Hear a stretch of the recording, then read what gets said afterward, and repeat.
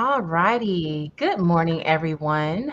I am Marie, along here with my fellow co hosts, Lee and Jason, as well. We are so glad to have you guys here to kick off another day with another Cypher Room session. It's exciting to always start the morning sharpening our minds and learning together. So, with that, we're going to do a quick recap. If you joined us last session, we talked and tackled the Avengers Room on Try Hack Me. That challenge taught us a few things. Something very powerful though that stood out was is just like the Avengers, we all bring different strengths and skills to the table. Some of us spotted details, others pieced together the bigger picture, and it was through teamwork that we were able to successfully push through those tough parts. We asked questions, we collaborated, and we made it through. So that is the entire spirit of Cypher and what we're about. We're not experts of the game. We're just students of the game. So every day is a learning opportunity for us. So this morning's session will be similar to last session. It's impromptu, which means that it's a perfect chance for us to stay sharp and adapt in real time. So with that, we're going to do just a quick recap of what we learned and what we practiced in the last session. We did a full red team flow, so recon and web enumeration, hands-on web testing, including some SQL injection to bypass a login, exploiting discovered weaknesses, and then pivoting and escalating privileges. So we're going to bring that same energy this morning. We're going to ask questions. We're going to drop ideas in the chat, and please don't be shy. We learn fastest when we work together. So, with that same spirit, we're bringing that this morning. We're going to lean on each other, share our thoughts, and first and foremost, don't be afraid to speak up. With that being said, I will now hand it over to Jason. Jason, take it away.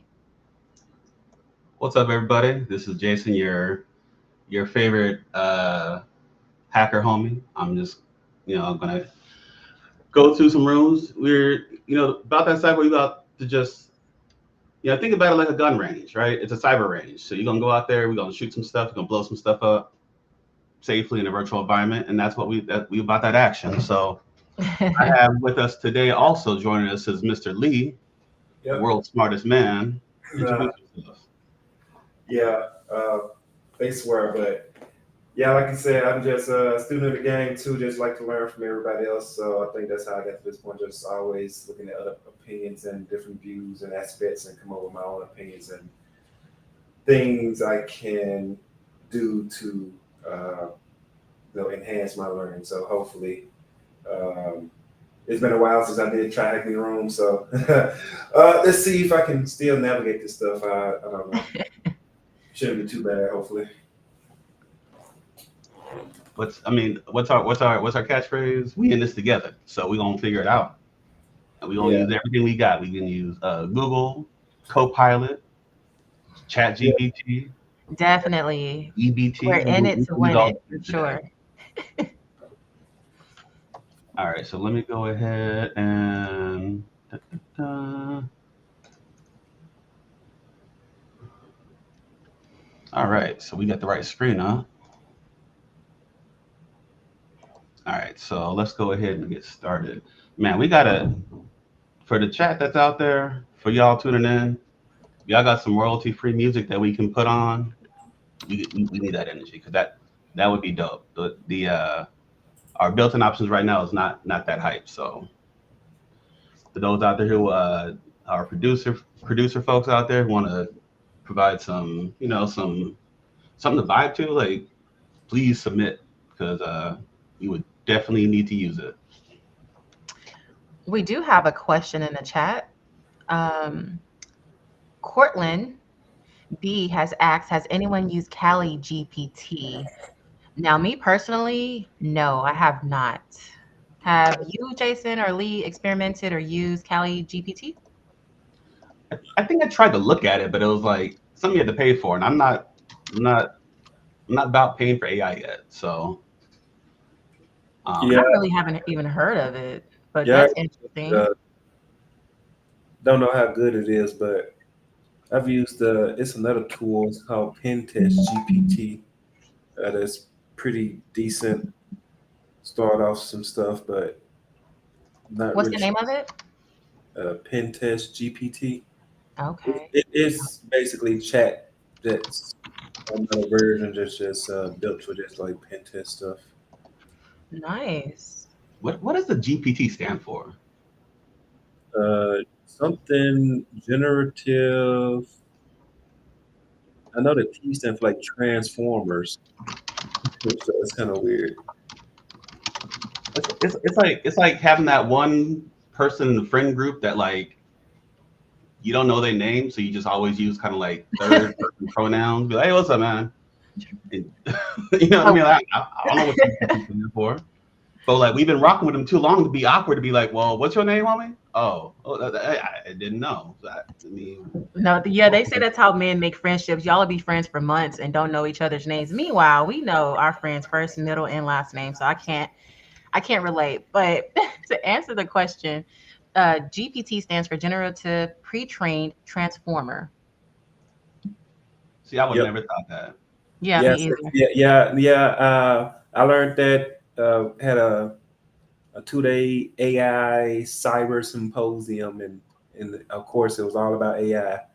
So they talked about that being like the definition of it. It's just the same thing as we always like to say ATM, and nobody actually knew what ATM stand for. Hold on, what does ATM stand for? Now I'm curious. I think it's like automated teller machine or something. Ah, okay. Yeah. But we know just to use ATM or pin number or whatever.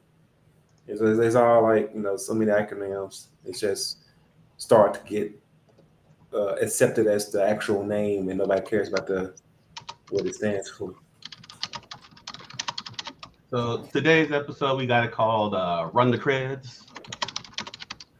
It's kind of a play on "Run the Jewels," which is kind of one of my favorite rap groups right now.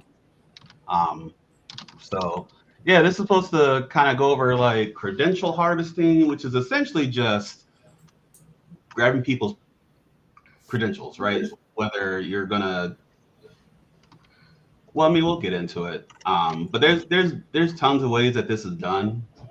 There's keyloggers. There's like phishing sites that'll grab your session cookies and will execute like pass the hash techniques, which is if your password's already if your password is your passwords are typically encrypted already, right? So that's what's called the hash.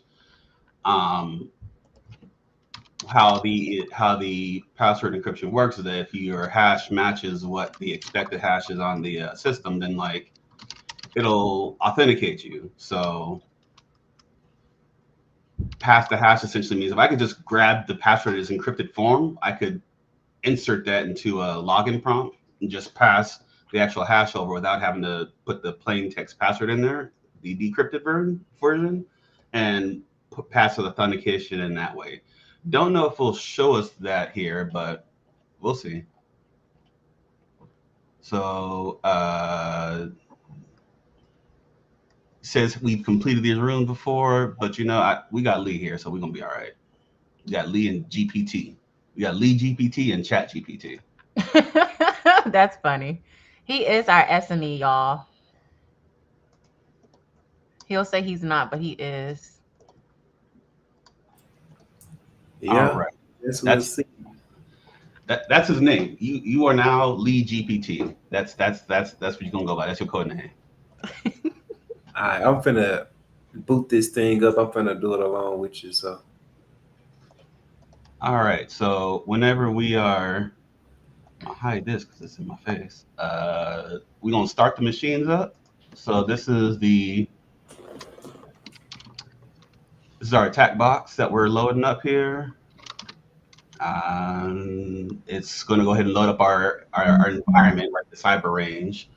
So as soon as we get this launched here, sometimes it takes a couple minutes, but this gives us our attack VM as well as the target VMs that we're going to be practicing on or targets that we're going to be like, shooting at shooting range.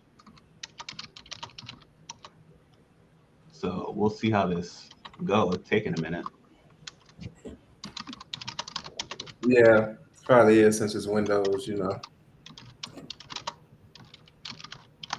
This is the cloud. It should be fast. Yeah.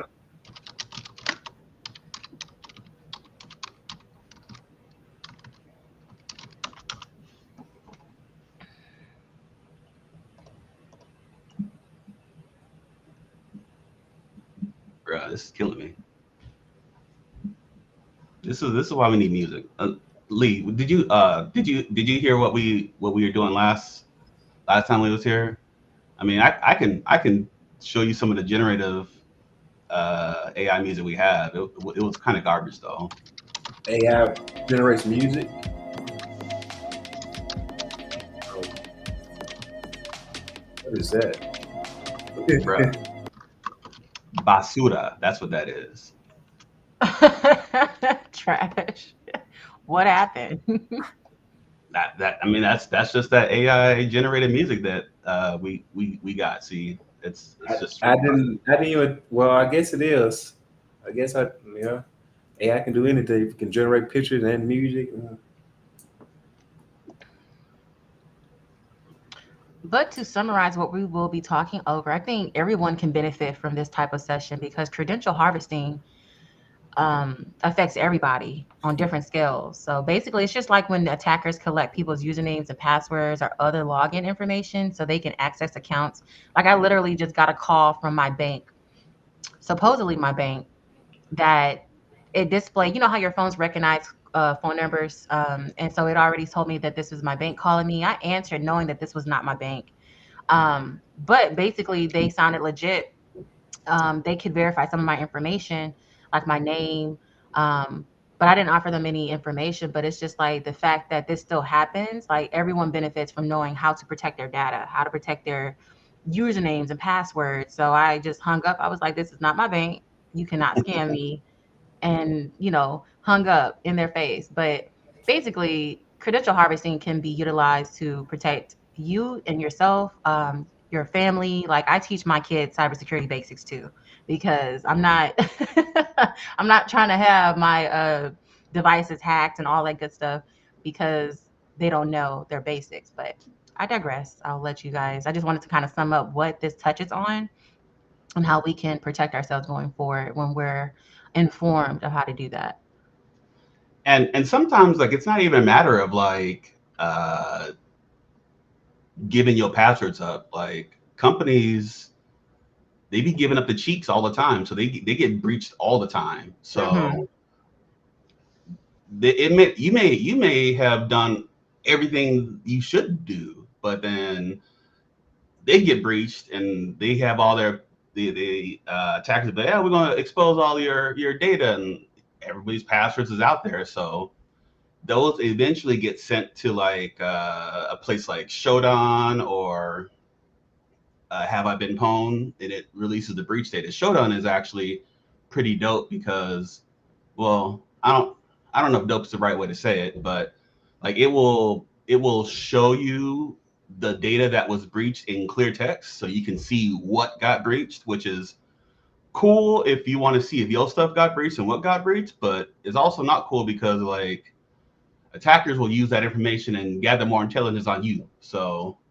True. uh, that's why it's super important not to use the same passwords over and over, because if you use your password at Google and Google got breached and you use that same password somewhere else, that password is going on a password list somewhere, and someone's going to use that same password to try and access your stuff, especially if they already know that you are part of another breach. Because I mean, chances are Exactly.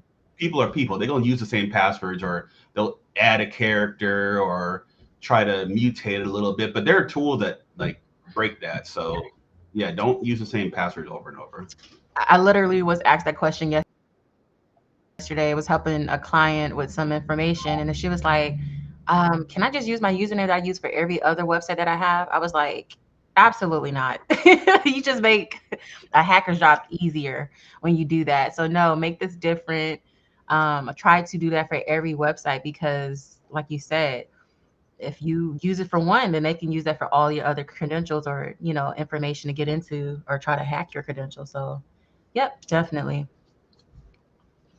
All right. So We all know though how tedious and redundant it is to have to do that. But if you want to protect your information in this digital age, it's the best way to go about it. Make it complex. Be different. You know, make them work for what they're trying to do. Don't just give it to them. All right, so I went ahead and went full screen, trying to at least.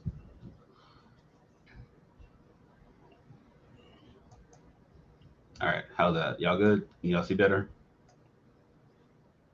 All right, Yes, we so do. mm,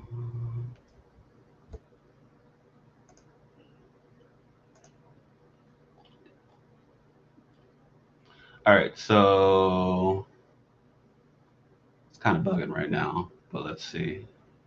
There you go. All right, so let's see here. We are all right. So let's talk about credential access.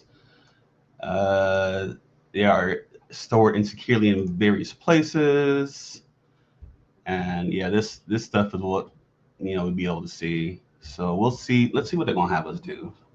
Clear text files. Yeah, clear text files. If you don't already know, that means it's unencrypted. So as it's like all this is in clear text because we can read it. So if you're storing passwords in clear text, that's bad. If you're vibe coding and you're seeing that you're storing your authentication credentials in clear text, like you are asking for trouble. Um, see database files, password managers, memory dumps, Active Directory, network sniffing, reg query. All right, Lee, what's the move here? It says use the reg query command to search for the value of the flag in the Windows. So is that here?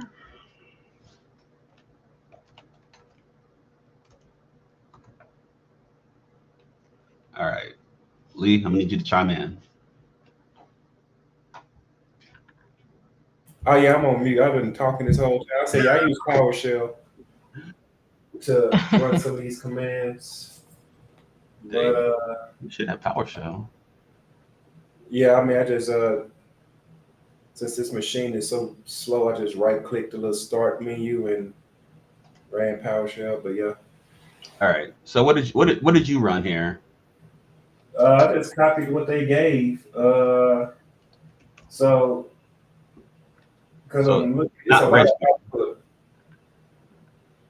So it's two ones that say we're searching for password in the registry, but the output is it's a lot of stuff to go through. So I mean, you run both of them, and you'll see. But apparently, it's supposed to be, I guess, a password up in here somewhere. What's up? You, So I guess we're gonna copy this. So reg query h key lm. That's uh, I forget what that stands for, but that's like it's the a local machine, and then current so user. so yeah, current user, yeah. Yeah. So HK LM is for local machine. CU is for current user. Yeah, the first one didn't give out too much output, but the second one definitely does.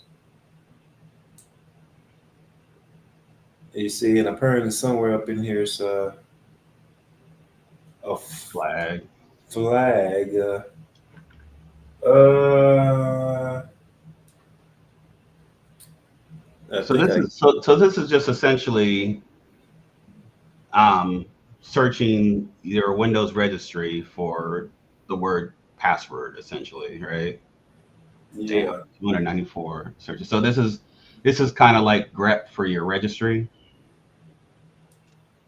And the registry is kind of where all the magic happens and how your operating system is configured. So all your settings and how Windows behaves is all controlled in the registry. So this is where you'll find a lot of interesting stuff.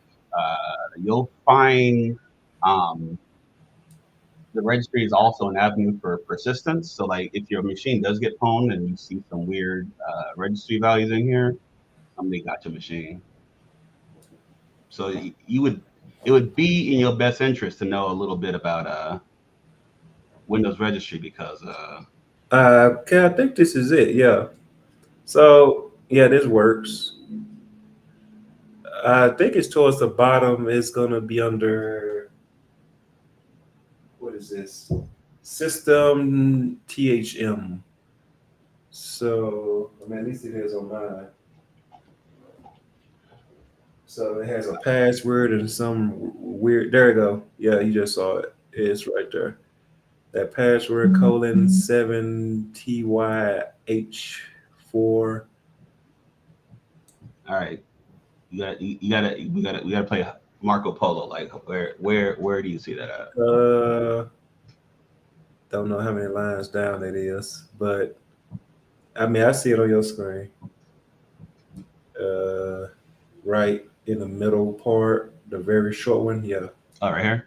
There it yeah. is. Sweet. So yeah, that's convenient. Now it says enumerate the AD environment password of the victim user we found. So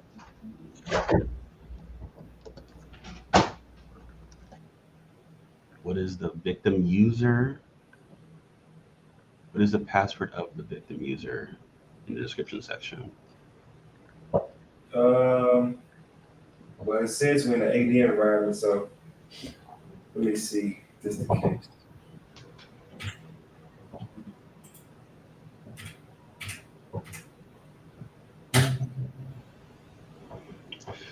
Following are some of the Active Directory misconfigurations that may leak users' credentials, users' descriptions. Oh, yeah, that's silly. Group policy as well, leaked encryption keys, NTDS contains 80 user credentials, making it a target for attackers. Okay. Uh, enumerate the AD environment we provided. All right. I'm gonna call out a lifeline here. What was it going? It says the hint you're looking for is okay. All right, bet. So tells us to use this PowerShell script. So we can go ahead and you're not gonna let me copy it? Whack.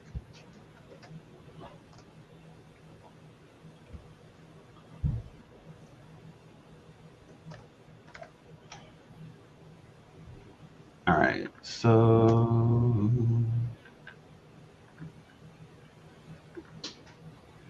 Change the password. damn. Okay. So yeah, that's. I mean, stranger things have happened, right? I typically don't see that in descriptions, but I'm not gonna say it's never say never. It is an interesting place to look. Um, Also, descriptions can kind of help you do some enumeration to see like what accounts do what, which are kind of expected, what's not expected, and then um, other times like uh, you'll want to like when you're already in a box and you want to create a local user that makes it sound like it's legit. I mean, I've seen like people put descriptions that make it sound like it's an actual service account that does something when it's really just doing command and control. Like I've seen like Adobe accounts that were created because the environment uses Adobe. So to the naked eye, like, oh, well, there's an Adobe service account on here, and we're like, IT's like, wait a minute, we don't have an Adobe service account. Oh no. So I think this is the value it wants, right? To the victim user. Okay, this one. All right. So that's kind of goes over some of the so that was kind of cool. That goes over some of the places to kind of look for when you get into a box as far as looking for the registry for tips and looking at local Active Directory for really bad administration stuff. Because that was kind of silly. I don't know why you would set that in the description, but I've seen worse. So a lot of times you'll get sometimes you'll have in some, especially in some environments, you might have like someone who's doing their best as a, it's a stretch role for them, and they sometimes just do things uh, that a veteran of the game would know better. Like especially, I see it a lot in networking, right? I see I see guys who are like system guys, but they are in a role where they have to do some networking, and they're just setting up networks for convenience, and they're not they're not hardened, they're not industry standards. So it's just like, I mean, you'll what I guess I'm trying to say is there will be someone's going to mess up, right? So it's not everybody is an expert, not everybody is going to run everything industry standard. So chances are there's going to be a misconfiguration somewhere. So that's just kind of how where that is right now. So that's what we're really looking for here. Is looking to see where there are some easy wins, some low hanging fruit, so we can grab some passwords and stuff. Oh, we got Metasploit here. Okay, so let's look at this real quick. So keystrokes, keystrokes. So keyloggers, we talked about that, right? So keyloggers are software or hardware devices that log keyboard strokes. Typically, I see them try to sneak it in with like freeware. So you might be able to get away with sneaking one of those onto one of the systems. Let's see. However, they can be misused to steal data. As red teamer, hunting for credential through keyloggers in a busy and internet environment is a good option. Mm. So Metasploit is an attack framework that has a bunch of like exploits and tools on there. So pretty excited that it looks like we might be able to get on some Metasploit today.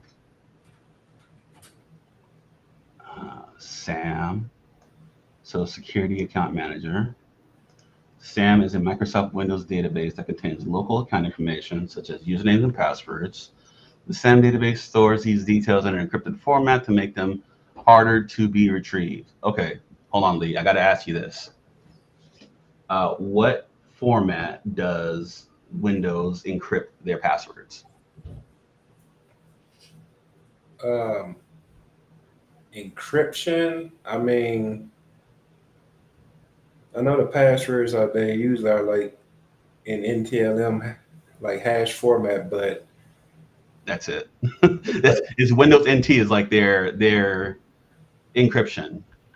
Um, and for bonus points, Windows NT passwords are not salted. So a salt is it's pretty much it adds entropy, it adds randomness to a hash. So for example, if a password is password123, the hash is going to calculate a random string of characters for that process. So each character has a bit that is going to um, contain a hash on, and it's going to scramble the password, right? And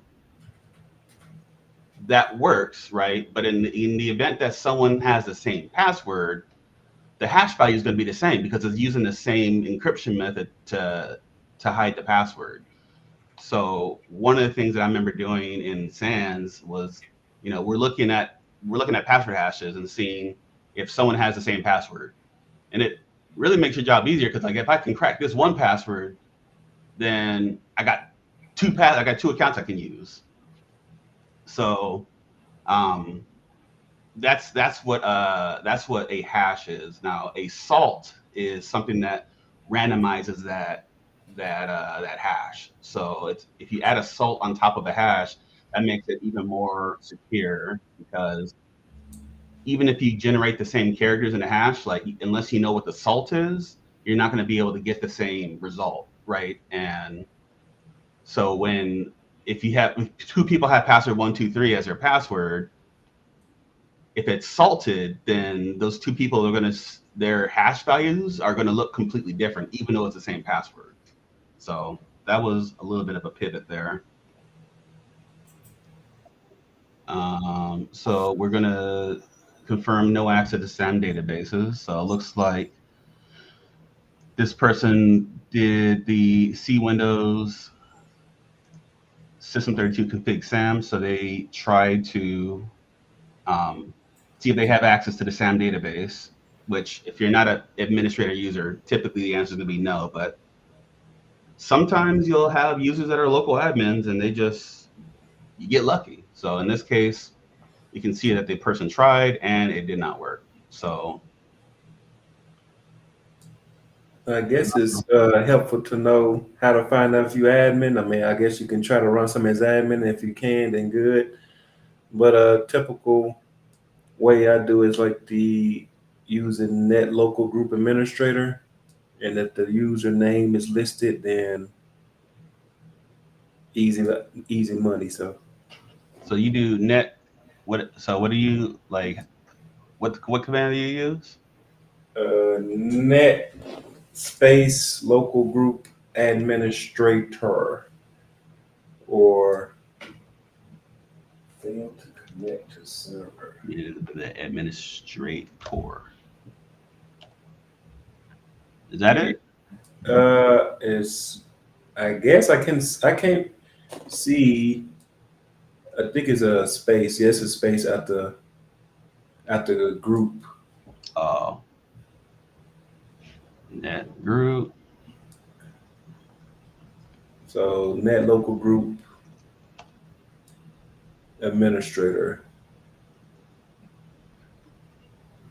Uh, hold on. Let me try to type. Can you copy and paste it into the Yeah, chat, I'm trying to Lee? see. Oh, Maybe okay. that Here would we go. be easier. I got the screen full screen, so it's hard to see some of the stuff. So,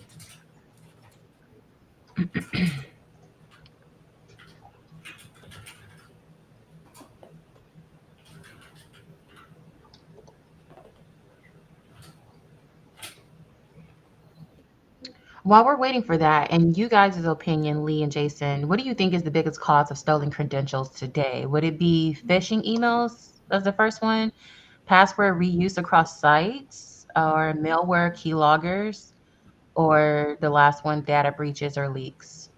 well, to get into the Um, data breach phase, it got to be given up at some point. So I would still say phishing or misconfigurations Phishing? on yeah, system. phishing is Okay. by far the By far. lowest fruit, the lowest hanging fruit because A, it doesn't take a lot of effort. B, users are generally gullible.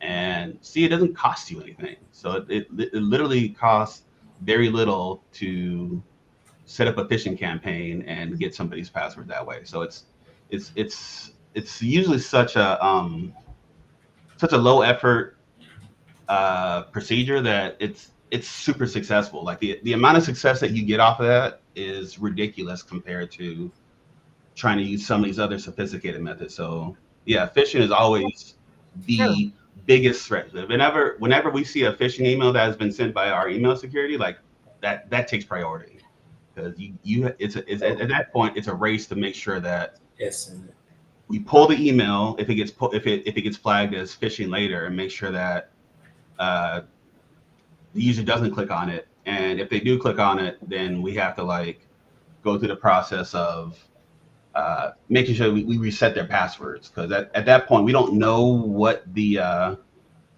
oh what did I do?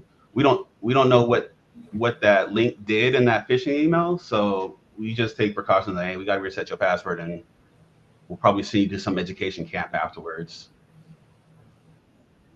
Exactly. Though literally my job sent me a gift card for my birthday in my email, and I was like, yeah, this looks spammy. So text I emailed them. I was like, did you guys send me this, gift card before I opened this email? They was like, yes, that was us. I was just laughing because I don't trust anything, not even not even at work.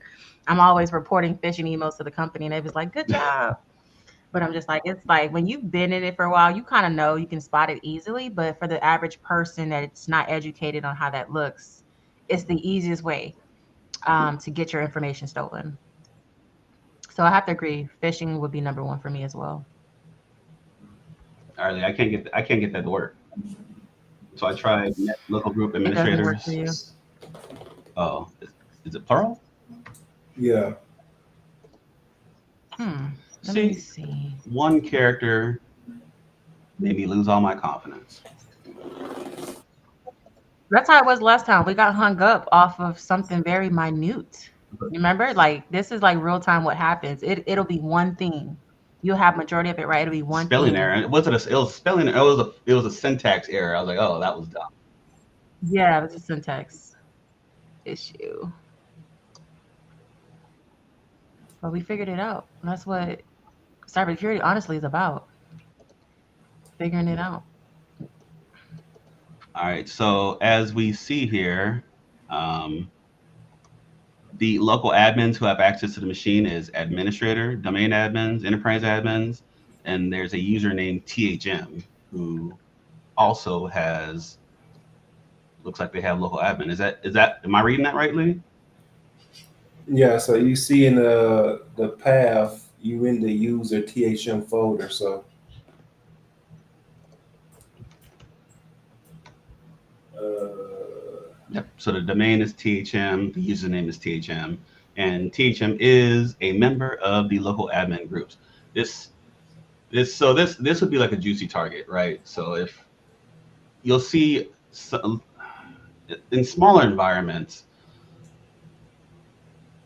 in order not to bog down the help desk for certain users that install a bunch of stuff, they'll give those guys local admin just as a convenience.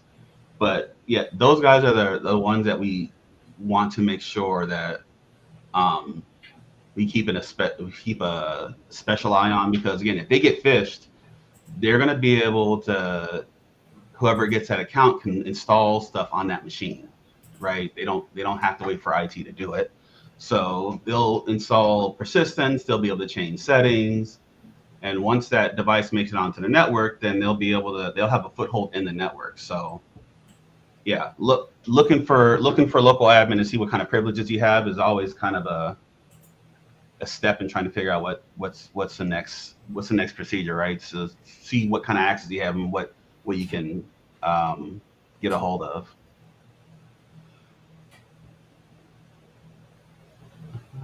So Metasploit is like I said, it's an attack framework.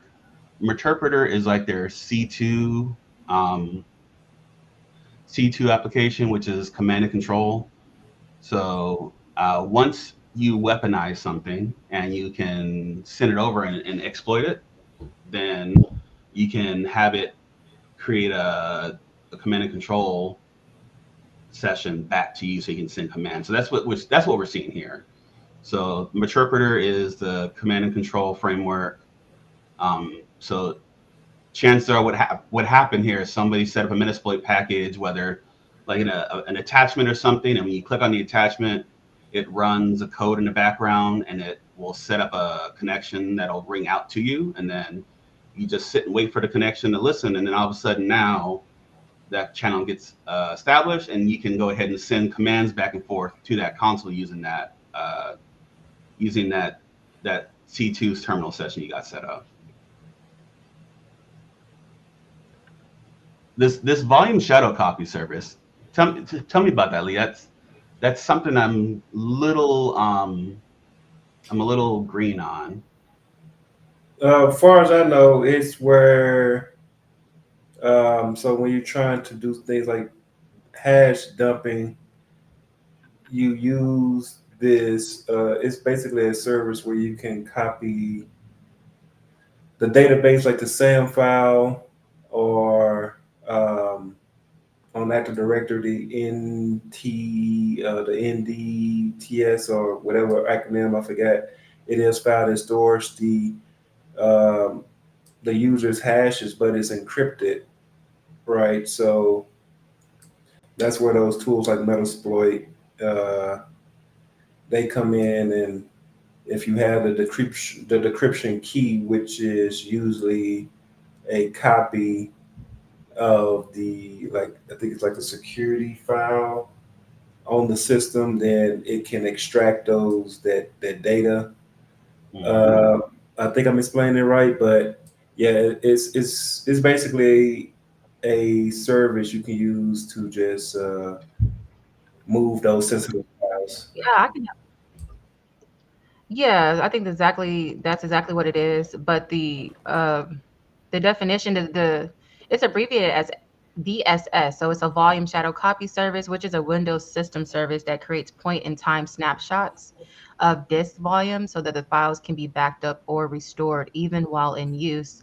So it lets you capture the state of the files, folders, and system data without taking the machine offline. Yep, Hmm. yeah, Yeah, we always see. I'm always seeing alerts about something trying to delete shadow copies, which like if you're installing like a driver or something, then it's going to try and like do cleanup operations, so it'll try to delete shadow copies.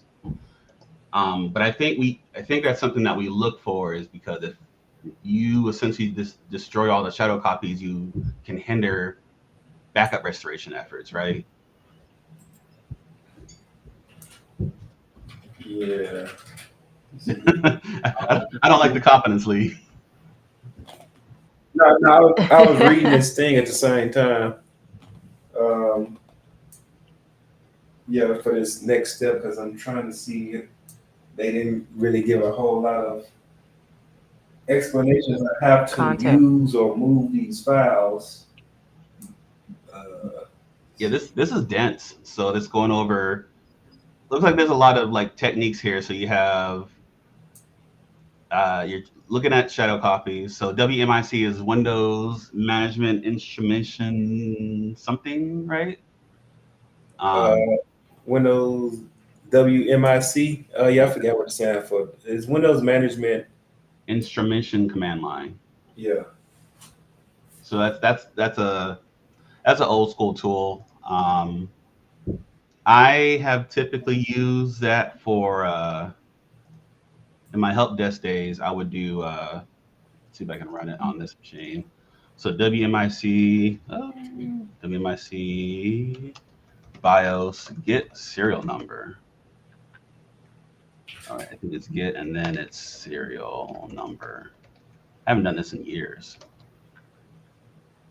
And then you can get the serial number of the device. So it's a useful way to kind of just get um, information from the Windows environment, and this made it super convenient because they be trying to write serial numbers on the back of laptops at like 0.25 font, and my eyes ain't as good as it used to be. But this is a really good way to just grab it and uh, have it, especially when you're doing warranty replacements for computers.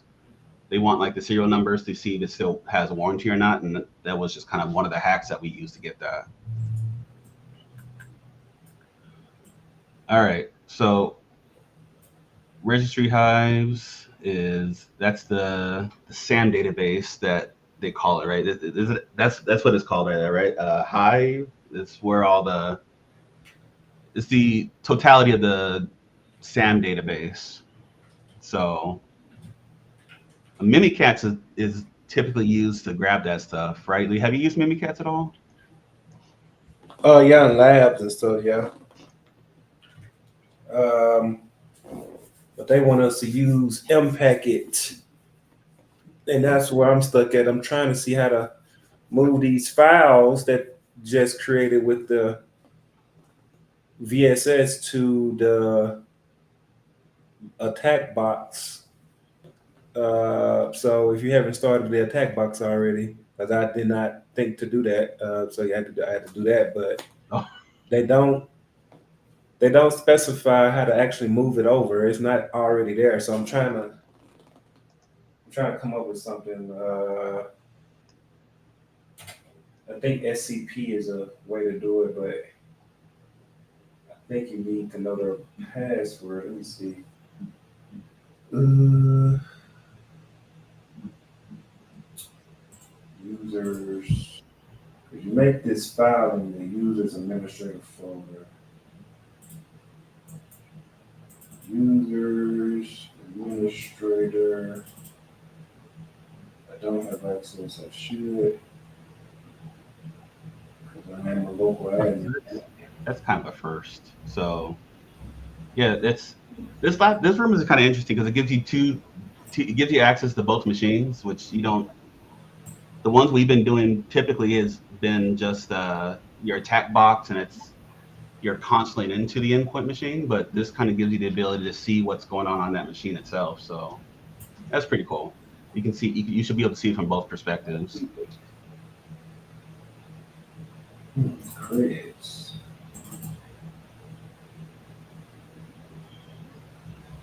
So let's follow the technique discussed in this task. You went over like 5 techniques though. So we want, oh, that's interesting. I want to kind of do that. I want to kind of do like a wild card. SCP.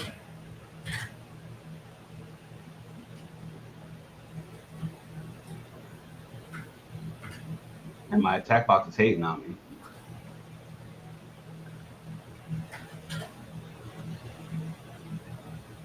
There you go. Finally.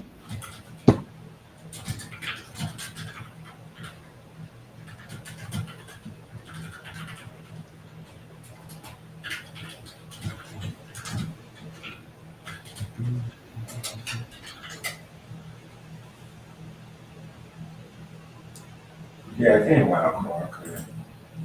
That. Uh, root. Root at this app. Hopefully this works. Goddamn blocked.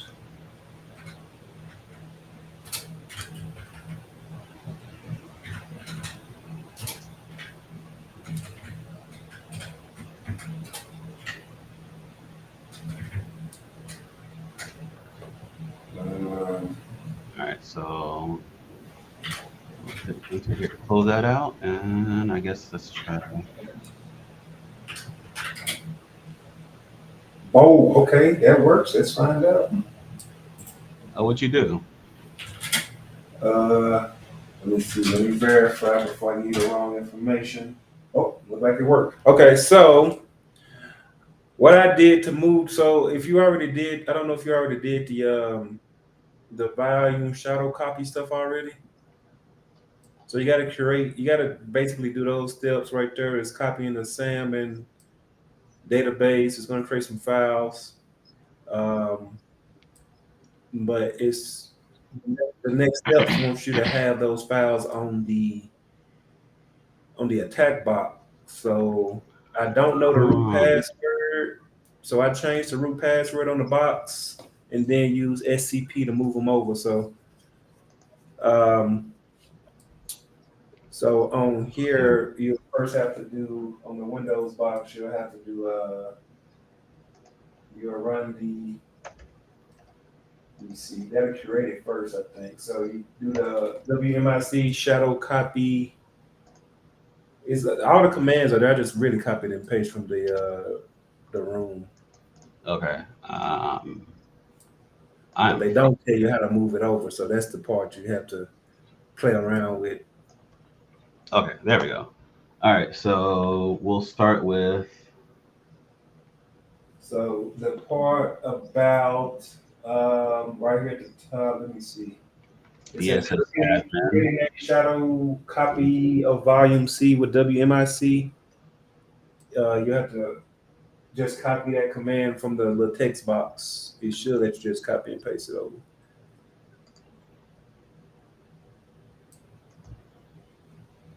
Yeah. Oh yeah, I forgot you gotta do that too. So yeah, Yeah. you gotta be admin. I used well yeah, you don't yeah, so you gotta make it first. So WMIC that first tab when they start talking about Oh, okay. volume shadow copy service. WMIC shadow. Whoa. Shadow copy call create volume equals. It should let you copy and paste. That's what I did, so I had to type all this stuff out. Yeah, let me do that because I'm a mess up. Yeah, and I think that's all. It's gonna do that, and then you just do all the other steps. So at the bottom, then you can list. You can do that list command. So you just tab up a few times, and you should be able to see a return value. So because you already ran the VSS list shadows, so just tab up a few times, and it should return data now. So that's there. Okay, so we got our shadow ID copy here. Yep. And what else I want you to do? So yeah, that's what they're talking about right here. The SAM database, the config system is encrypted with RC4 AES encryption. So you need this key to decrypt the volume copy. So they want you to copy both. They want you to copy the SAM and system from volume, shadow copy to the desktop. So it's gonna be this long command. Okay, so this one right Right? here. That copy, yeah, yeah, that, yep, yep. And then got to run the other one. The other one is going to be system, so you can just tab up and type system if you want. But how Okay. can is there a way to shift the faces to the left? No. But yeah, so now when you go into like the administrator user folder on desktop, you'll see those files and another file that looks interesting has it says creds. So I copied all into the attack box, but of course, try hack me didn't tell you how to move the stuff over. So Where do you uh, see that at? so go to local disk C, then users, administrator, desktop. So continue.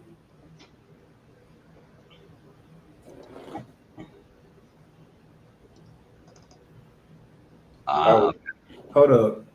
Why yours didn't? It should have made the files in that folder. Hold up. Go back. Go back to the Go back where it is. use administrator desktop. Yeah, it should have. Because you should have two other files up in the administrator folder when you did those copy commands. Maybe refresh go to the file explorer, press refresh. Yeah, it should have been some files there. Hold up. Let me make sure I ain't skip a step on. Let me see. So you did the list. So copy this. So you copy to C users administrator. It's hard to hold up. It should be, yeah. Let's see your copy command. Let's make sure it put it in the right direction. So then I see Sam config. It's hard to see the second one, but copy Windows System 32 Sam config to administrator desktop Sam.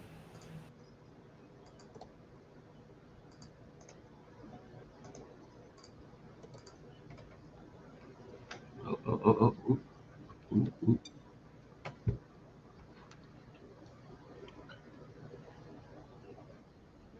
Lee, is it hard for you to see because our faces or our videos is on the screen?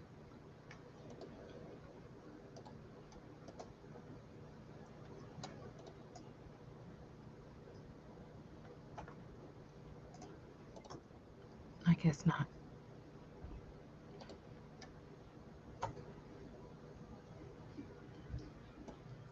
I didn't get the. I noticed I didn't get the operation completed successfully.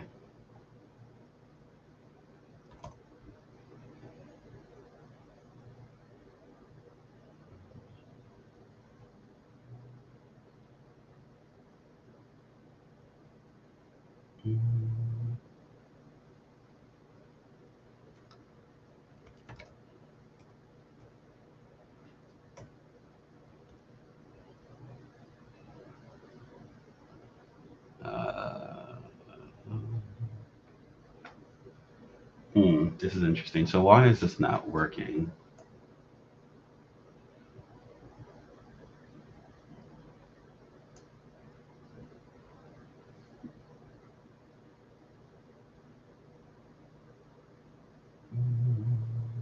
Lee, did we lose you?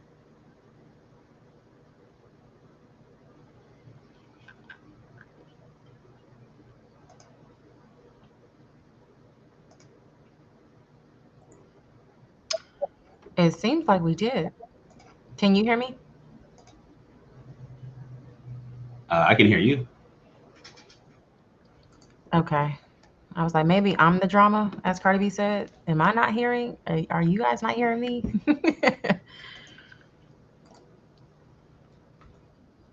Oh, Lee is typing.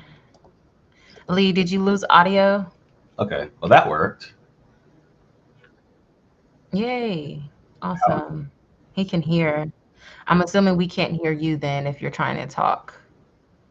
Maybe leave and come back? Maybe come back. Or did you just mute yourself? All right, my bad. This is supposed to be system here.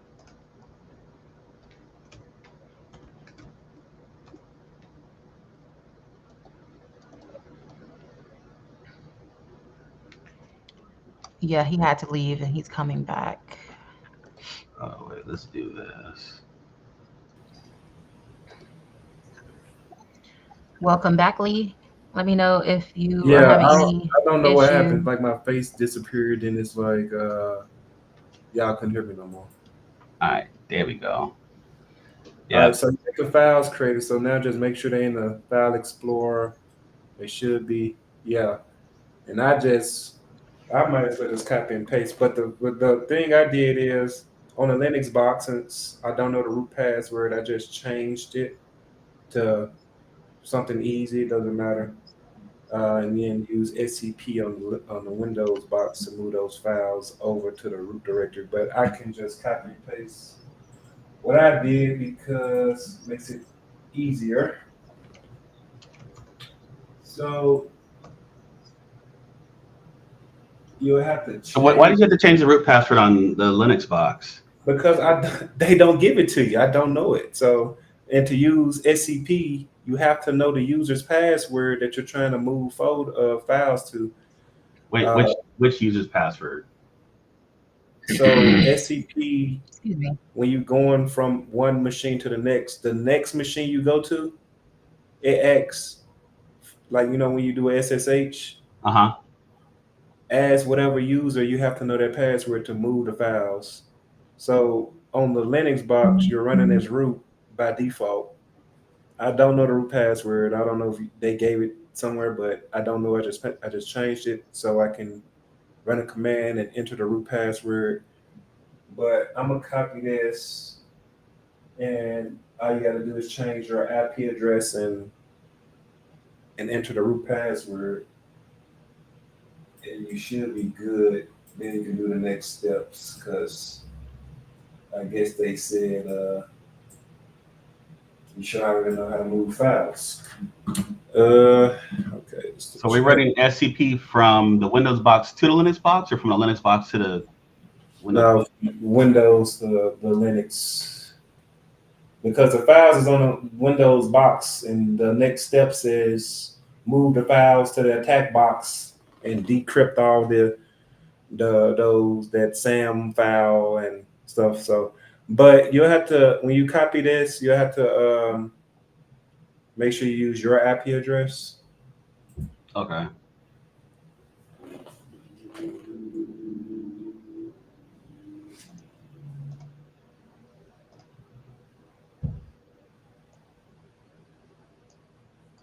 All right, we'll copy this. And then my attack box password is. So where it said root at 10.201, that's the attack box's IP. You had to change it Yeah. to your attack IP, and then it'll prompt you to enter the root And password. 0195. Uh, 46.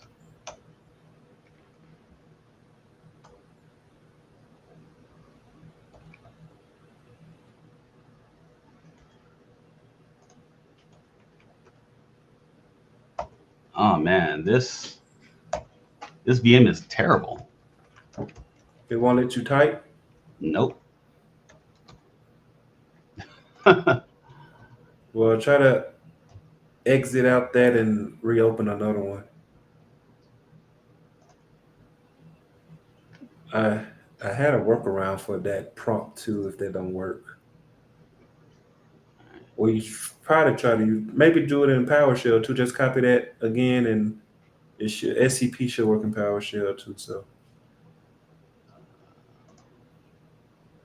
I don't know how many resources they put on this box, but it's not enough. well, it should tell you right there at the top. It has 4 gigs of memory, which is terrible for Windows because I'm running the Windows box, so 4 gigs is nowhere near enough for all the things that happen in the background. But try to just paste it again and see if it lets you get actually type yes this time.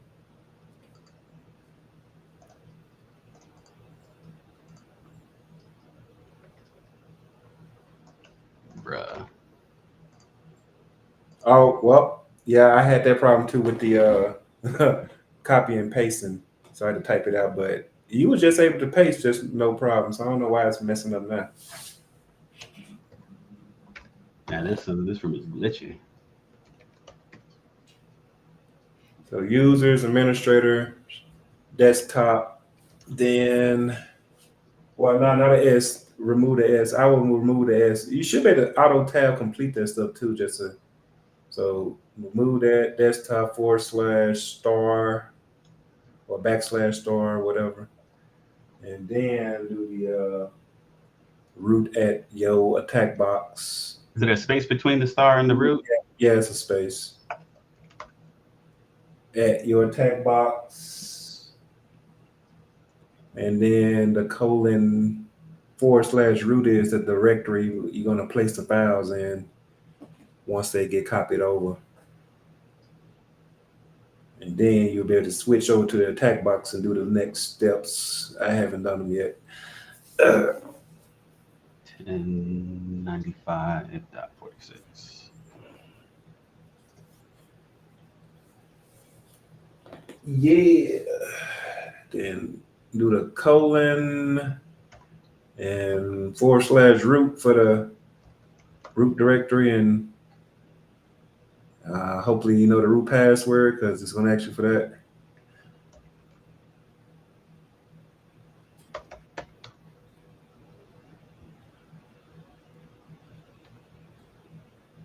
Damn. Yeah. So yeah, that's the problem, right? I changed the root password. All you gotta do is type pass WD in the attack box. It's gonna ask you for a new password. You just change it on the attack box. Just type pass WD, and it's gonna prompt for a new password. Just make it whatever you want it to be, and then try to enter it again, and it should work. So pass WD. Yep, all lowercase. All right.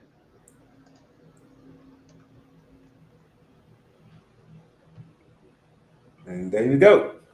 Sweet. All right, so now the next part is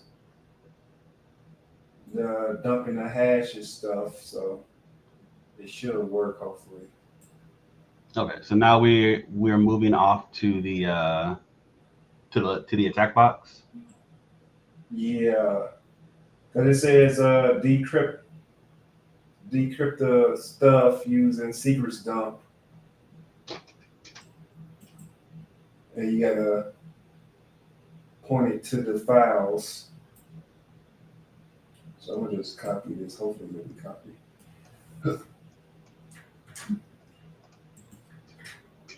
Okay. And of course it.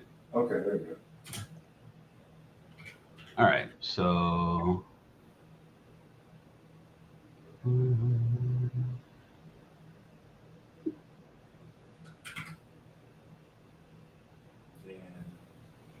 So do we need to run the Python service?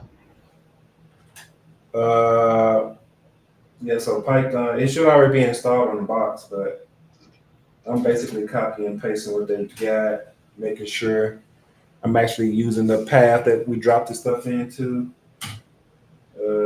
So let me see. Hold up. See if it's gonna work for. So root system. I guess this is needed. Let's see if this works. Not transcriptable. Don't know what that means. Okay. So it's not working for me. Um, Move both the sound to the attack button and the following.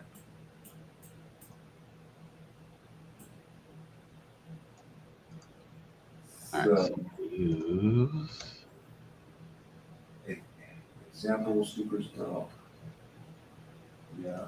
And that sound should be the sound file.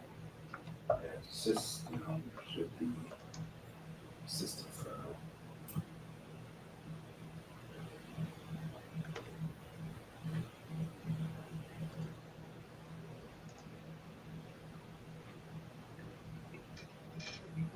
All right. Da, da, da.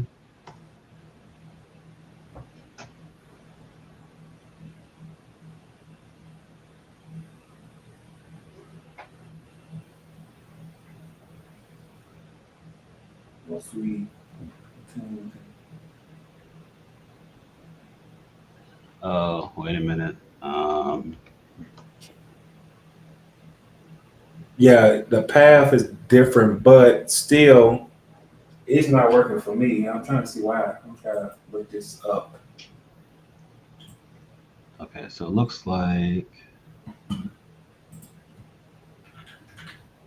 this. So it's not this directory, right? It should No, just it's on the root so it's just slash and then / root, then Sam. You should be able to auto tab it out. But it didn't work for me for some odd reason. I'm gonna try to find out why not. let's see. So / root Sam. It's just Sam, right? Okay, and then for dash system, it's going to be / root. Um, what do we call it? System.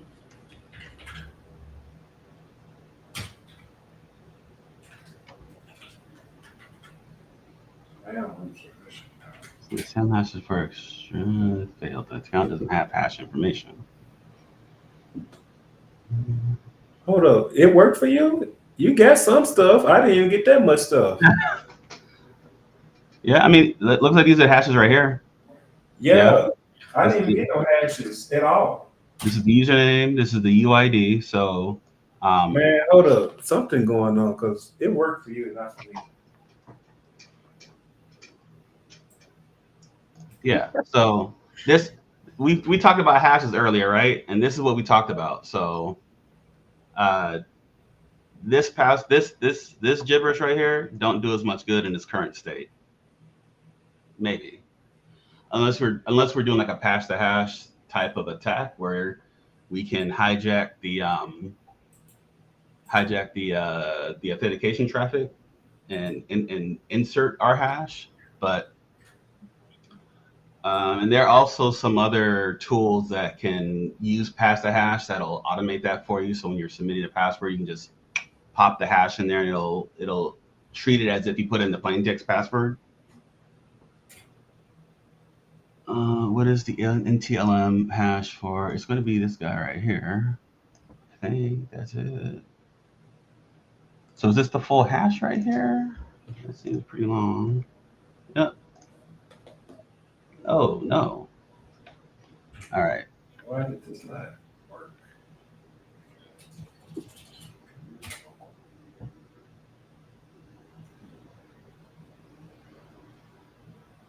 AD.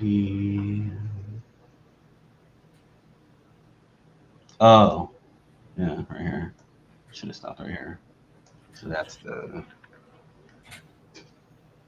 Is that it? Or is this it?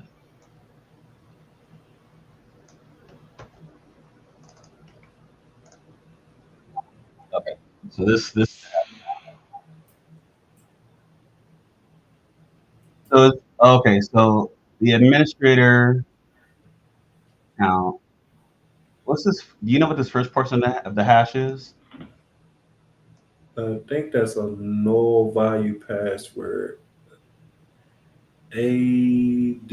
Oh yeah. Oh. I think that's a landman hash, right? Yeah, but as you see, that first part is the exact same on the guest account and the default account because that is not set. But I'm just trying to get to that point. Like, I don't know why this is not getting me to Okay. that point for some. So quick history lesson. Before NTLM, there was landman, and landman hashes aren't nearly as secure because I think there was a limitation on how many characters it could be, how long it could be. So when you're looking at when you get hashes like this, if you see this string, I'm having a flashback in my Sans class. This tells you that there's no landman hash. It's empty, right? If and this is what it tells you right here, right? If there is a value there and it's not this AAD blah blah blah blah blah and ends in 404 EE, then that means there is a landman hash being used, and so they are using landman authentication, which is much less secure than NTLM. Um, Most of the time, it should be disabled in most modern environments, but there are some legacy environments that still use landman allegedly out in the wild. So it's good to know that if you see this and it's set to that's if it's set to a hash that doesn't match this, it's a good chance that landman is used somewhere in that environment. So that is that's nice to know.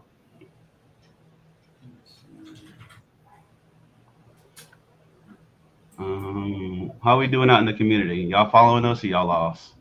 System.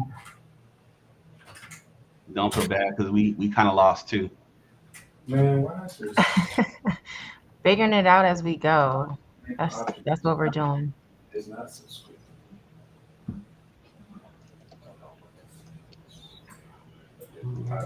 All right, so the next task tells us about LSASS. So Local Security Authority Service, which is LSASS, LSAS. It's a Windows process that handles operating system security policy and enforces it on the system. All right, so I have seen like some instances where they try to disable that, and yeah, that's not good. But LSASS can be abused, so let's see if it's going to allow us to take a look and take advantage of that. So,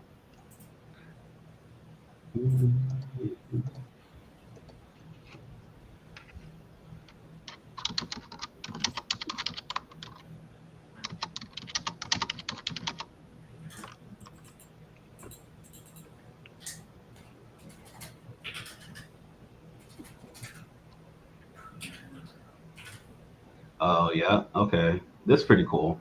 I saw this before, and it's just kind of cool to see this in practice now because I saw the alert. I saw one of the alert on this before, like LSASS was disabled, and like that's not something you commonly see. So like I don't know what this is, but it sounds scary. So we lock this machine up and make you reimage it. But now it's kind of showing us that the reason why it gets disabled is so we can process the Mimikatz. So we looks like we have to go to back to this garbage VM. I wonder if it's because it's in EU West and we all on the West Coast that maybe that's kind of why latency is bad. I don't know. I digress. So let's do reg edit.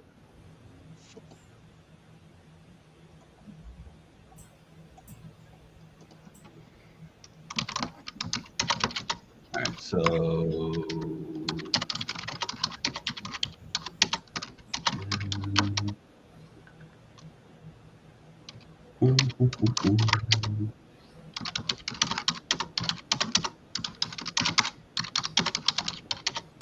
protected LSAS.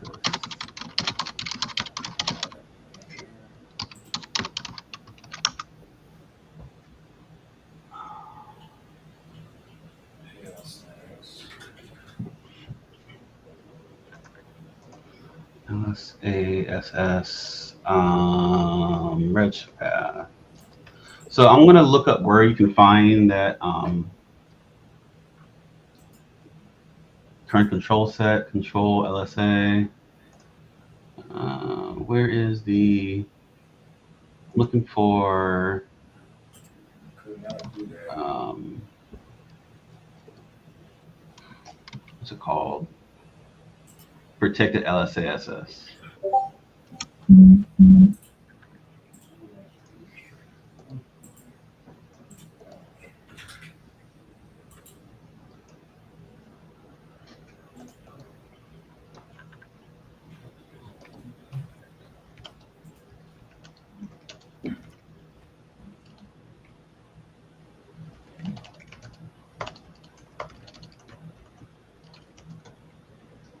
All right, so we're going through here and we're looking.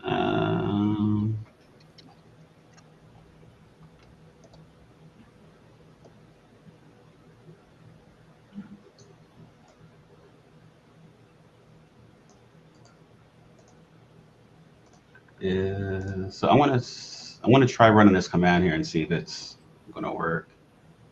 Oh, I got to use the administrator window though.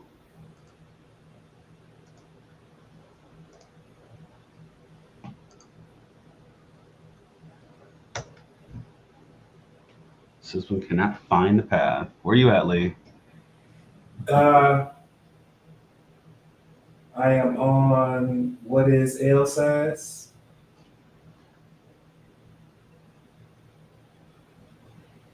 and it wants you to dump Oh, L size process. so we have to go to task manager. But mine was not letting me dump it because it's owned by system. Ugh, of course. I don't know why they even got this step up in here. Like you can just right click and just normally dump it, but access denied. So I don't now, even see it on here.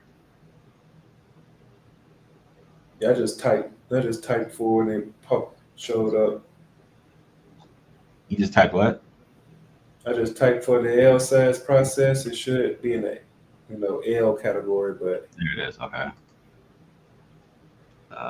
So create it dump file was yeah. could not be completed. But why? But they got this in a step like you can just do that with no problem. So apparently they say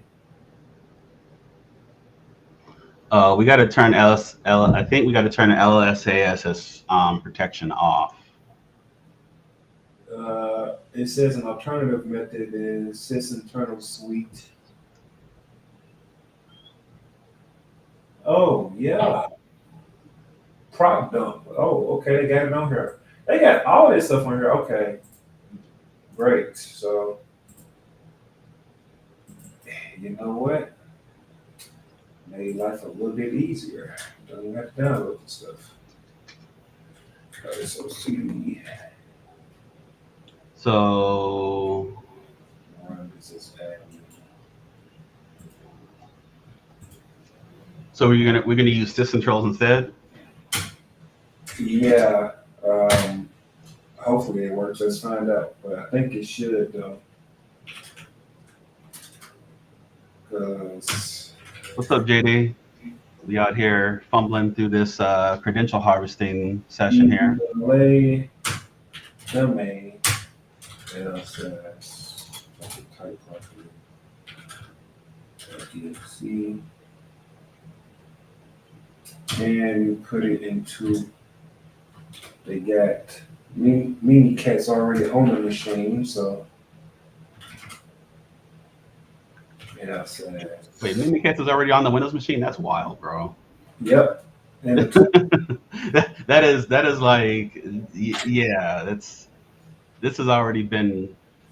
Oh, it still gets access denied. So that doesn't work either.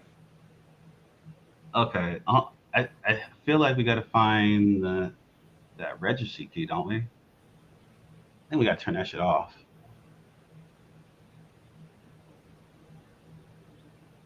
Okay, they talking about it right here now. Try hacking protected L size. Yeah, I'm trying to find the what you call it, the registry key. Oh, removing LSA protection. Okay.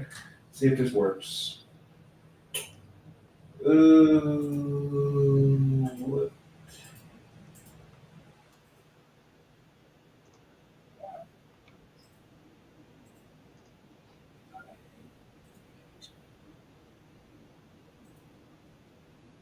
H key, local machine, software. Maybe that's where we gotta go.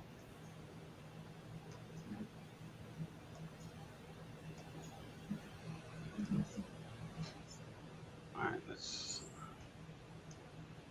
local machines, software. Nope, not in there. Oh wait, here it is. Software, Microsoft. We're getting warmer.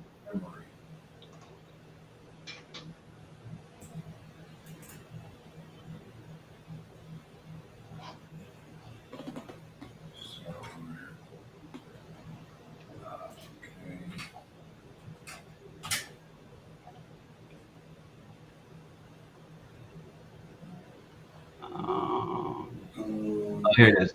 To enable LSA protection on a single computer. So here, current LSA. Oh, so run as PPL needs to be set. So we're going to get out of this. And control, where was it at? LSA.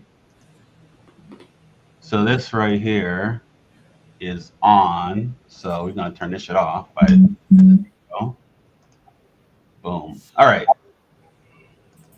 So now this should work. We're going to go ahead and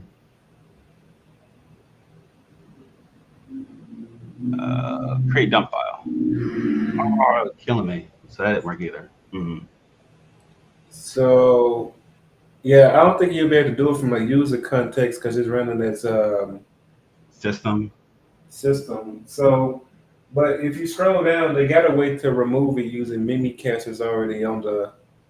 It's already on the box. So it's a bypass technique to remove the LSA protection. So you scroll down to the protected LSAS portion. It's going to give you a fail to dump store passwords error. So you got to load the driver into memory, run this process protect LSAS remove command, and then it'll allow you to dump LSAS directly in Mimikatz instead. So Okay, so what do we got to do to where are we at? I'm lost. You just gotta keep scrolling down on the try hack the instructions page. All right, so I'm gonna bring this on screen here. So this is the instruction we're looking at here. Yeah, so scroll down some more, and some more, some more, some more, some more. Keep scrolling. So this right here is they're telling you basically they wanted you to go through the whole thing and see that you ain't gonna be able to do it properly without doing this. So uh, you scroll up. Well, first you got to run Mimikatz as admin. Right click it in the folder and run it, and then Wait, uh, it's literally just sitting in. yeah, in the tools folder. Oh man. Oh, and they got Hashcat. I love Hashcat. Hashcat's fun. So you right click that Kiwi and run as administrator, and then you can copy and paste those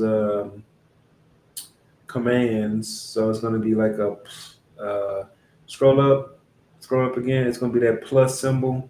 I'll go back down. Uh, so yeah, you got to do the privilege debug. So you got Okay. to do that so it can inject into the process. I think right. Yep. And then they tried to go straight to the sec LSA logon passwords. You should get an error. Um, so if you try to do that, it's going to error out. So copy and paste it and run it Okay. because LSA protection is on. So you could not handle. So like yeah, so it's trying to inject into the memory space of LSAS, but it's getting denied because of the LSA protection. So the next step is they're going to show you how to disable it using Mimikatz. So go back into the room. So scroll down some more. Scroll down. You can do that, but the easiest way I see is just scroll down again. That plus symbol right there, that exclamation mark plus symbol, you run that first and then you run the second command Okay. So we're gonna run this. on the Oh, wrong Windows one. bar. So you run that and then you get the other command that process protect, that first line right there. Oh, And then it's going to remove it, and then you can run the log on passwords again. So then you can just, I think you should just tab up and then run that again. It's going to give you all the hashes of the stuff. damn. Okay. Nice. So yeah, that's a good walkthrough showing how to get past some of these protections that's in place. Okay, yeah. We got the track we uses NTLM. I think it's a computer account stuff, but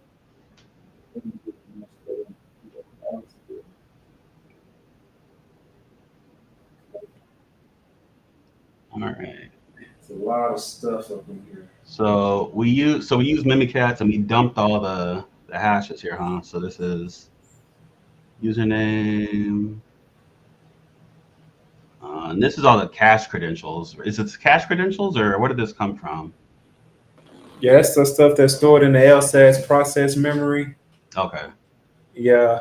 Um, so, when you log out and back in, it doesn't take a long time to, it's basically for quicker log on purposes to store the credentials.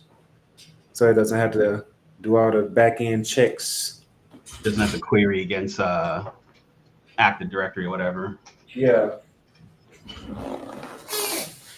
Oh, this one is, Hold up, this one is going into some other stuff. Okay, it says applying a technique for extracting clear text passwords from Windows Credential Manager. Where's the password of the try-hack user for? Okay, Um, so we're gonna look at the credential manager and see what's over there.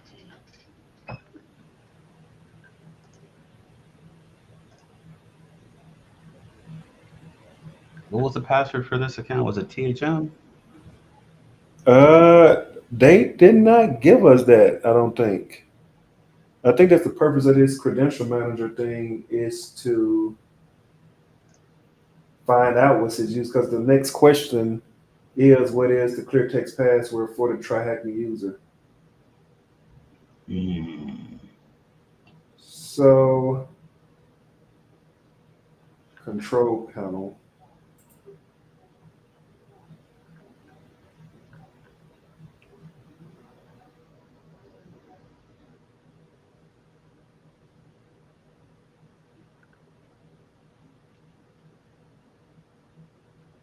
So it looks like there's a PowerShell script already designed for this. Of course, there's a PowerShell script. Yeah, it's always is. So is Hashcat involved in this lab? We don't know yet. Right now, we're just at this juncture, we're just grabbing the hashes, right? So this, which is, I mean, kind of one of the objectives, right? If you can grab the hash and extract it, then you can take however long you want to, crack that password. But first things first, we gotta steal the hashes. When they got the hash, they want the clear text password now. Yeah. And I think they're saying that the web credential should have it stored without having to crack it.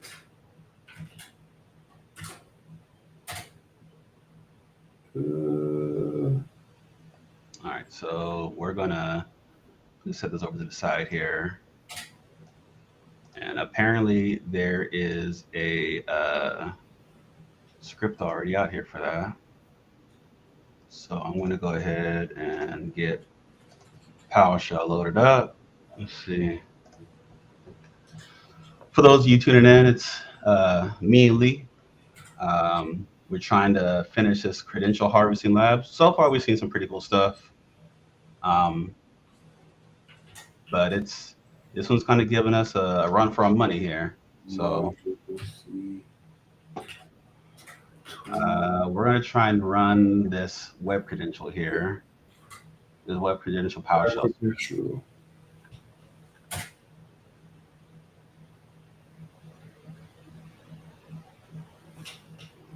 So get web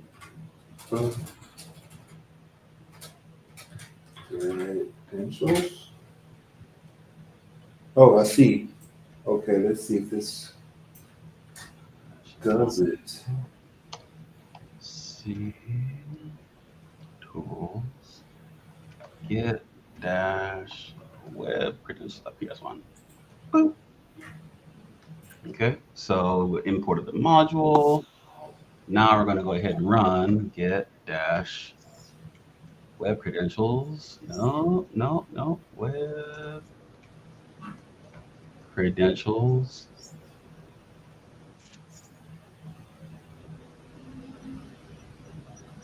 These Ah, mini. boom, it worked. Yep. So medicine using memory cats to memory dump credentials from SMB share. Uh, okay. Memory cats pro. Let me see.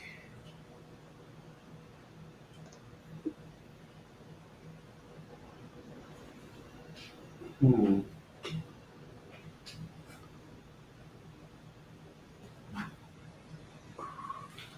Would that work? Let URL SA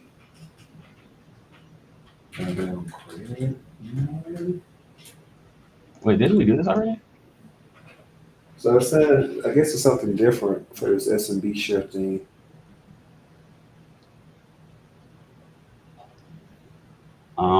But let's okay. Let's put up to the top here.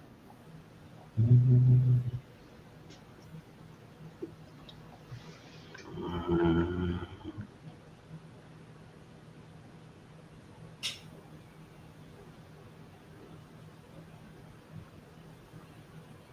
4226. Is this it? I think this is it.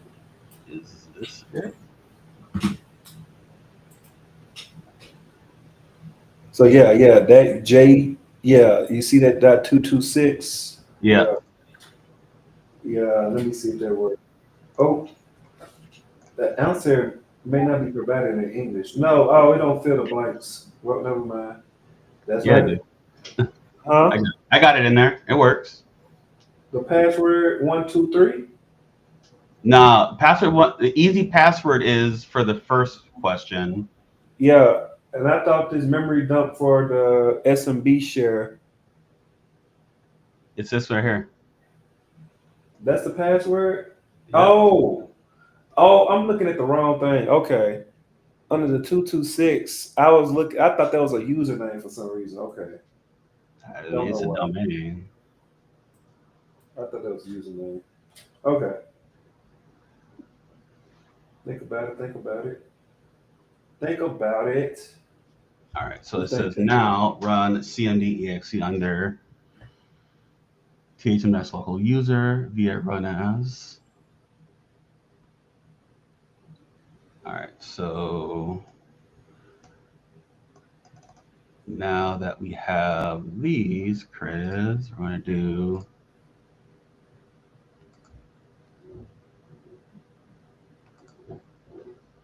run as a different user. It's going to be thm dash local, and I think it's this password right here, right? Go do get Nope, content. that was not correct. This should do get content. I All don't right, see so we gotta find thm local. Where is that account?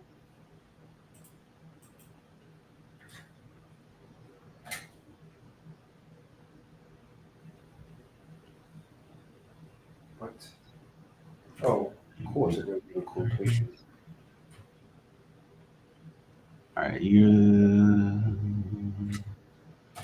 looking. What I'm doing. Okay. Got the flag for that. Slow down there, Chief. So Where'd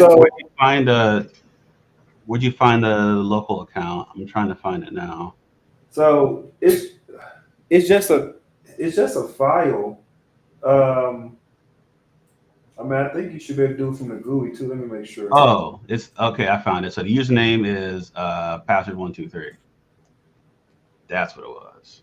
Yeah, it's just a file and a so just copy the path and the question into the file explorer and it'll open up notepad and see the uh you can see the flag. So I mean you don't gotta run as a different user, you just copy and paste it and because you're already running as try hack me anyway, so by default Uh, that's who we logged in as. but I still want to do it. Why is it being bougie? Let me do it before. That's garbage. Okay. So, Yeah, so under the thm dash local, and then make sure I got the right one. Yeah. Put that password here. Boom. All right. So now we're here. We do. I'm trying to use Linux stuff. you can use um, LS and PowerShell. CMD is extra. So I mean, yeah, you can do you can yeah list dir or something. Is it? Oh, it's just dir, isn't it? No. has no label. Don't know what that means. Yeah, I just used File Explorer to open the file. Made it easier.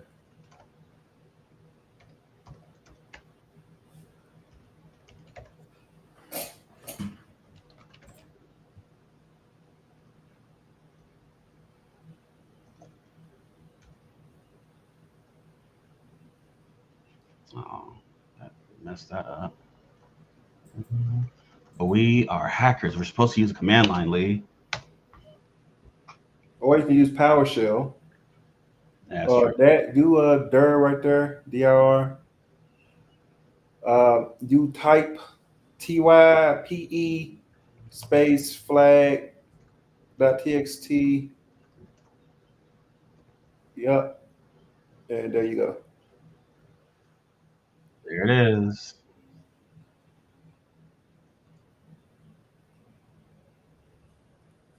All right. I think that's good.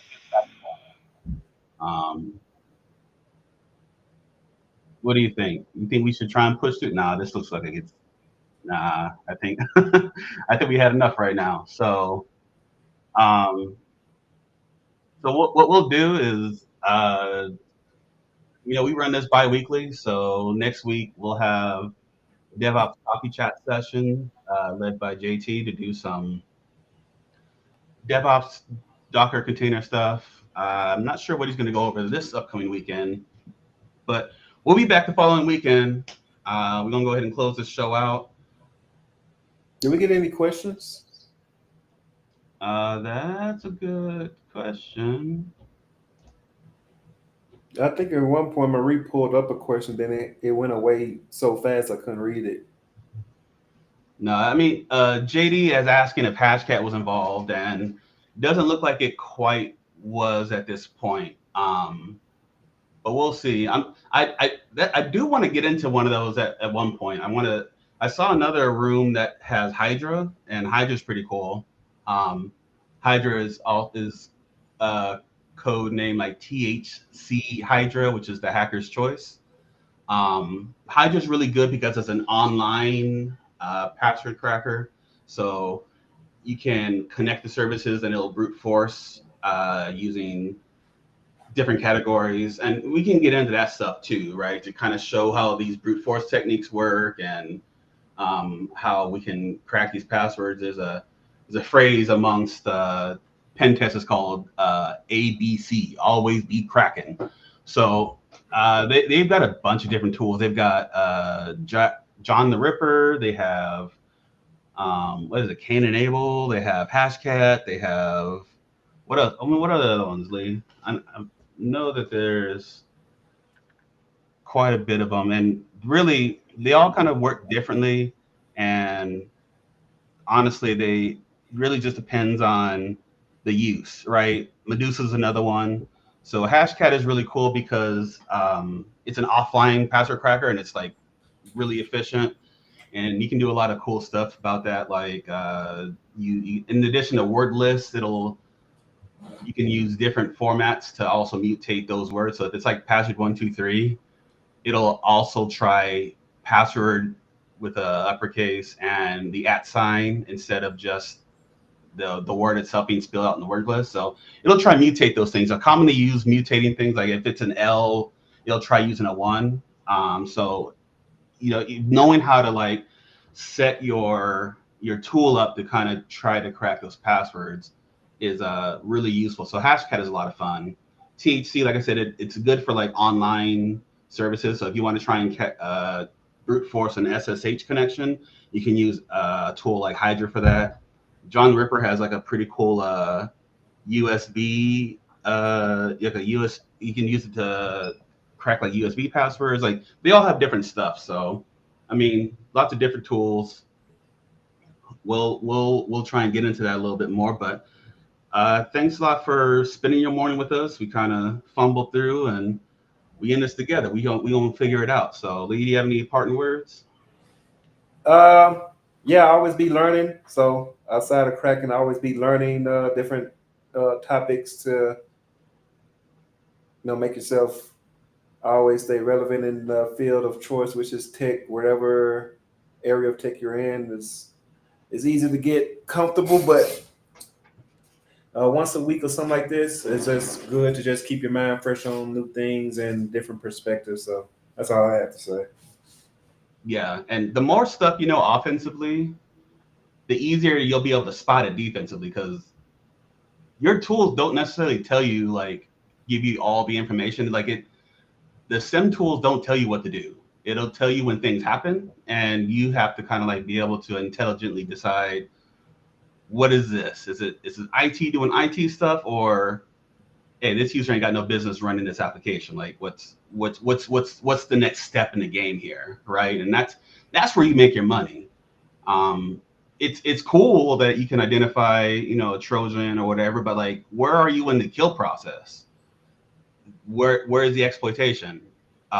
We have to assume have they already pivoted in the network? Where do we need to start scoping out to make sure that we've not only identified the threat that we found, but you know we don't want to miss a persistent technique used somewhere else, and that's the stuff that comes with experience, it comes with time, that comes from an understanding from an attacker's perspective how you would do these exercises. So I mean, really great to know both sides, even if you decide you're going to go on one team or the other, right? Whether you decide you want to be a red teamer or a blue teamer, knowing the offense will naturally make you better defensive person, and knowing the defense will also make you a little bit better as an offensive person because you'll be familiar with the detection tools to make you a better make you more elusive in your penetration testing. So good stuff all around. Appreciate you guys hanging out. We'll see you in about 2 weeks. Next weekend, like I said, we'll have DevOps Coffee Chat. This is Jason. Your I got to come up with a phrase. I got to try and find one. Um, your friendly neighborhood hacker? No, I don't know. I'll find something that'll stick. Yeah. And my co-host Lee GPT, and we will see you next time.